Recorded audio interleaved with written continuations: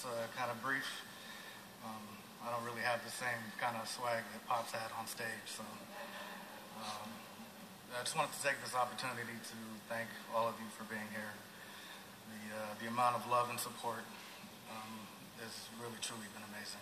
So I'd also like to thank Centric, BET, and Paxton Baker, and everyone involved for bringing us all together so that we can celebrate my father's life and do it in a way that would honor him and put a huge smile on his face. And if you knew him, he had a huge smile, and it would light up blocks.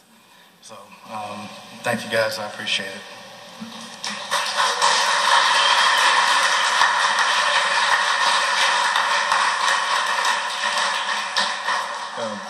I'd like to reiterate what my brother said, and, extend my deepest gratitude to our family and friends for their infinite support, especially over the last year. Things have been really difficult, and with the passing of our mother first, and then the difficulties our father went through dealing with that, mourning that, and then eventually coming through that and dealing with that. And you all can pretty much see what was in his soul through Dreaming. He's got that on his album, where he was and where he'd come from. Pops came from, I called him Pops. He had nicknames for everybody. I was talking with someone earlier, and I'd walk into the studio and he'd say, "What's up, Dr. J?" He'd brighten up my day, and I'd call him up from somewhere around the world. I'm in the military, and he'd say, "Captain Shipper, front and center." I'd say, "What's the orders, Pops? Let's go to it." He just had that way, he had that special way of communicating with people, and whether it was verbally or non-verbally, he could give somebody a look and they'd know what was up. You can see that in his pictures. Sometimes you'd be on stage, and I grew up, I've been with him for 44 years. He married my mom when he was 23, I was 3. And, there was the George Duke Trio, Jean-Luc Ponty, and, all the way up to George Duke Band. And I kind of wanted to share some things with you about what he had. Everybody knows his public life and his music life, but, his private life, he was a really passionate, private kind of guy. He, all the way up to the end, he didn't want people to know where he was at and what he was suffering through with chronic lymphocytic leukemia. Because he always had his sights on the future. He was always willing and ready to overcome any obstacle. There was nothing that man could not do. He couldn't set his mind to and overcome. And he really believed he was going to overcome that, and so did I. And so did the people closest to him that knew about it. So it came as a big surprise to us at his passing, which has really taken a toll on my brother and me emotionally. There hasn't been a day that we haven't. There hasn't been a day that we haven't cried. I've got salt in my eyes from all the tears, and I'm so happy that everybody's here to celebrate his life and his music, because that's who he was. And who I am today and how I approach my life today is in no small part to him.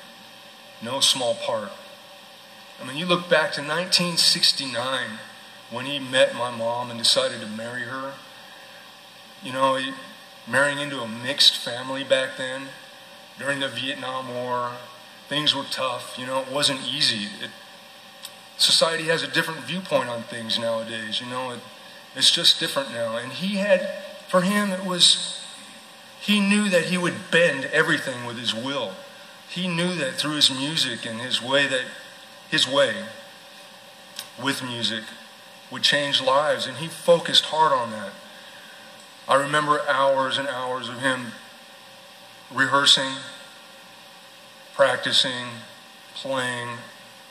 I also remember with the George Duke band, I know Nappy couldn't make it, but I'm never forgetting Nappy tying me up in duct tape when I was a kid, leaving me backstage. He's lucky he's not here now, I tell you what. So if you're out there, Nappy, somewhere, you know, I'm looking for you, man.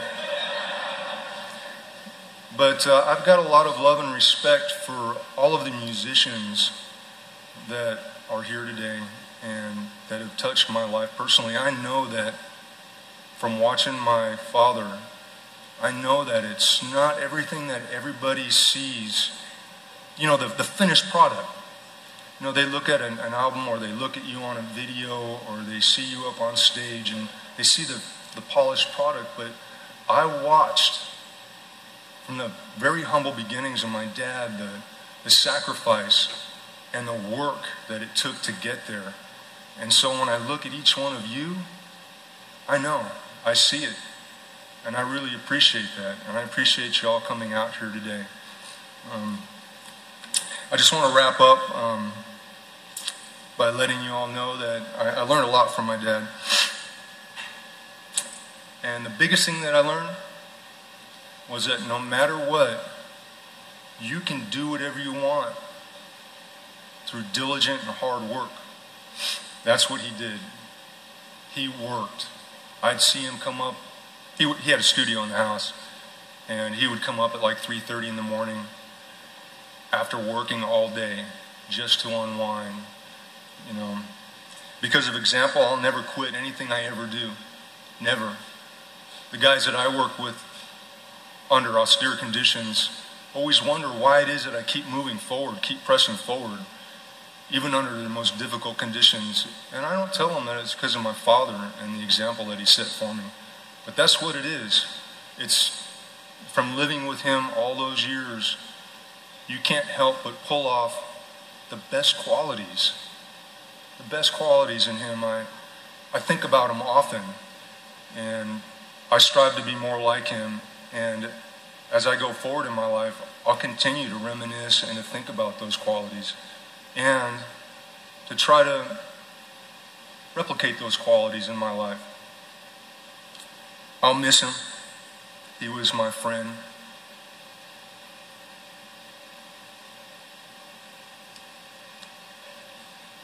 He was my... It's so easy to compartmentalize stuff overseas, you know? You see stuff happening all around you and you can just put it away. It's hard here. He was my friend. He was my mentor. And he was my father. You know, he believed that the spirit moves on when a person dies. And so I'd like to encourage us all to look past our loss and tell those, there we were, stories while you're here today. And remember to always be funky. All right?